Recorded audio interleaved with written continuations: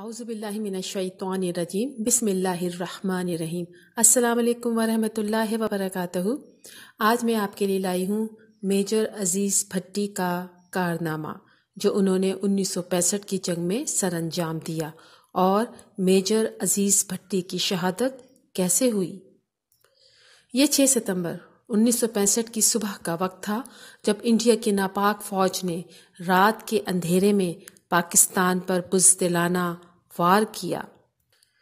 اندرا گاندھی تو لاہور کے احاطے میں ناشتہ کرنے کی خواہش رکھتی تھیں، لیکن ہمارے شیر دل نوجوانوں نے انہیں BRB نہر کے پار ہی روک لیا اور ان کے آگے سیسا پلائی ہوئی دیوار بن کر کھڑے ہو گئے۔ اس جنگ میں فتح کا صحرا لاہوریوں کے سر بھی جاتا ہے۔ اس کے ساتھ ساتھ عوام، بالخصوص گلی محلوں کے لڑکے بھی اس جنگ میں شامل ہو گئے تھے۔ محب وطن اپنی جان ہتھیلی پر رکھ کر دشمن کو ناکو چنے چبانے سرحدوں پر پہنچ چکے تھے۔ مائیں بہنیں کھانے بنا کر جان باز فوجیوں اور جوانوں کے پاس پہنچا رہی تھیں۔ پاکستان کی بہت سی دختران اسپتالوں میں زخمیوں کے لیے نرسنگ کا فرضہ انجام دے رہی تھیں۔ 6 ستمبر 1965 یہ جنگ، اس کے پیچھے بھارت کی وہ جارحانہ کارروائیاں تھیں جو وہ پچھلے کئی مہینوں سے کر رہا تھا۔ مسلمان ریاستوں سے چھیڑ چھاڑ اس کی پرانی کہانی ہے۔ اس روایت نے ہی تو سلطان محمود غزنوی کو ہندوستان پر 17 حملہ کرنے پر مجبور کر دیا تھا۔ جنگ شروع ہو چکی تھی، ایسے میں صدر پاکستان محمد ایوب خان کے خطاب نے مسلمانوں کے جوش اور جذبے کو مزید ابھارا۔ 6 ستمبر 1965 کو ریڈیو پاکستان پر ایوب خان نے خطاب کرتے ہوئے کہا، میرے عزیز ہم وطنوں، 10 کروڑ یہ اس وقت کی آبادی ہے۔ 10 کروڑ پاکستانیوں کے امتحان کا وقت آ گیا ہے۔ ہندوستان نے پاکستان پر لاہور کی جانب سے حملہ کر دیا ہے۔ مئی 1965 میں ہندوستان نے جنگ بندی کی لائن کو توڑتے ہوئے جان بوجھ کر کارگل کی 3 چوٹیوں پر قبضہ کر لیا تھا۔ اقوام متحدہ کی مداخلت پر انہیں خالی تو کر دیا، لیکن انہوں نے اگست میں ان پر دوبارہ قبضہ جما لیا۔ بعد ازاں اس نے چکوال کی چوکیوں پر بھی قبضہ کر لیا تھا، اور مختلف سرحدوں کی جانب سے بھی پاکستانی عوام پر گولہ باری جاری رکھی گئی۔ اس قدر اشتعال انگیزی کے باوجود پاکستانیوں نے بڑے صبر سے کام لیا، لیکن ہندوستانیوں نے اس بات کو ہماری کمزوری سمجھا۔ ان کی بڑھتی ہوئی کارروائیوں کے سبب آزاد کشمیر کو اپنی اپنی فوجیں بھی بھنبر کے مقام پر لا کر کھڑا کرنا پڑا۔ ہندوستان نے تو اپنی ہوائی بیڑے کو بھی بے دریغ جنگ میں دھکیل دیا۔ اس طرح حالات کو مزید خطرناک بنا دیا گیا۔ اس وقت تمام دنیا پر واضح ہو گیا تھا کہ کشمیر میں ہندو جارحیت کا اصل مقصد پاکستان پر حملہ کرنا ہے۔ پچھلے 18 سال سے وہ پاکستان کے خلاف جنگی تیاریاں کرتے رہے ہیں۔ ہم شروع سے ہی اس بات کو جانتے تھے کہ یہ جنگی تیاریاں ہمارے لیے ہیں۔ وقت نے اسے سچ بھی کر دکھایا۔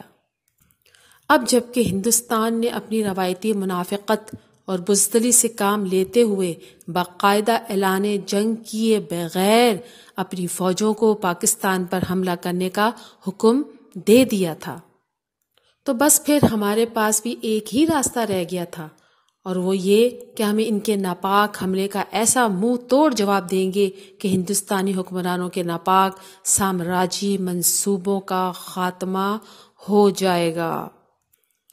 انہوں نے لاہور کے دلیر اور بہادر لوگوں کو سب سے پہلے للکارا۔ تاریخ میں لاہور کے دلیروں کا نام ہمیشہ زندہ رہے گا۔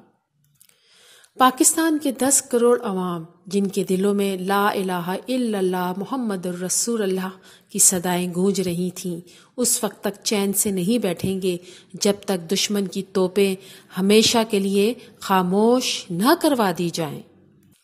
ہندوستانی حکمران شاید ابھی تک نہیں جانتے تھے کہ انہوں نے کس قوم کو للکارا ہے۔ ہمارے اندر ایمان اور یقین کی طاقت موجود ہے۔ ہم پورے اتحاد اور عزم کے ساتھ دشمن کا مقابلہ بھی کریں گے۔ اللہ تعالیٰ کا واضح ارشاد ہے کہ فتح ہمیشہ سچ کی ہوگی۔ جنگ شروع ہو چکی تھی۔ اللہ تعالیٰ نے ہماری مسلح افواج کو اپنے جوہر دکھانے کا موقع دیا۔ ہماری فوجیں انشاءاللہ تعالیٰ کامیاب بھی ہوئیں۔ میرے عزیز ہم وطنوں، اس آزمائش کی گھڑی میں آپ مکمل طور پر پرسکون اور متحد رہیں۔ میرے ہم وطنوں، آگے بڑھو اور دشمن کا مقابلہ کرو۔ اللہ تمہارا حامی اور ناصر ہو۔ ناظرین، پاکستان کے شہداء میں ایک ایسا ہی اہم کردار میجر عزیز بھٹی شہید کا ہے۔ میجر عزیز بھٹی 6 اگست 1928 کو ہانگ کانگ کے ایک خوبصورت جزیرے میں پیدا ہوئے۔ ان کے والد مقامی اسکول میں معلم تھے۔ 1941 میں جاپان نے ہانگ کانگ پر حملہ کر دیا۔ ان کے والدین نے ہجرت کر کے پاکستان کے شہر گجرات کے ایک علاقے کھاریا میں رہائش پذیر ہو گئے۔ میجر عزیز بھٹی شروع سے ہی بڑے بہادر انسان تھے۔ انہوں نے پاک فوج میں کمیشن حاصل کیا اور پنجاب ریجمنٹ کا حصہ بن گئے تھے۔ یہ بات ہے 29 اگست 1965 کی بات، جب میجر عزیز بھٹی اپنے اہل و عیال کے ساتھ چھٹیاں گزار رہے تھے تو انہیں یونٹ واپس بلا لیا گیا کیونکہ جنگی حالات سر پر منڈلا رہے تھے۔ وہ یونٹ آنے کی تیاری کرنے لگے۔ جب کھانے کی میز پر ان کی بیوی نے افسردہ لہجے میں پوچھا کہ جنگ ختم ہو گئی تو کیا وہ واپس آ جائیں گے؟ جواب میں میجر عزیز بھٹی نے مسکرا کر جواب دیا، پریشان کیوں ہوتی ہو؟ تمہیں تو معلوم ہے کہ ایک فوجی کی زندگی میں اتار چڑھاؤ آتے رہتے ہیں۔ ان کا چھوٹا بیٹا ذوالفقار معصومیت سے بولا، ابا جان، یہ جنگ کیا ہونے لگی ہے؟ عزیز بھٹی نے جواب دیا، ہاں۔ شاید حالات کچھ زیادہ اچھے نہیں رہے تو وہ معصومیت سے مکہ ہوا میں لہراتے ہوئے بولا، پھر کبھی دشمن کو پیٹھ نہ دکھانا۔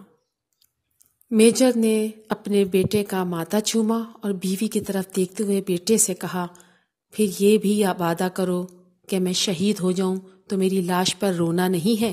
اور پھر اپنی بیوی اور بیٹے سے کیا گیا وعدہ وفا کرنے میدان جنگ پہنچ گئے۔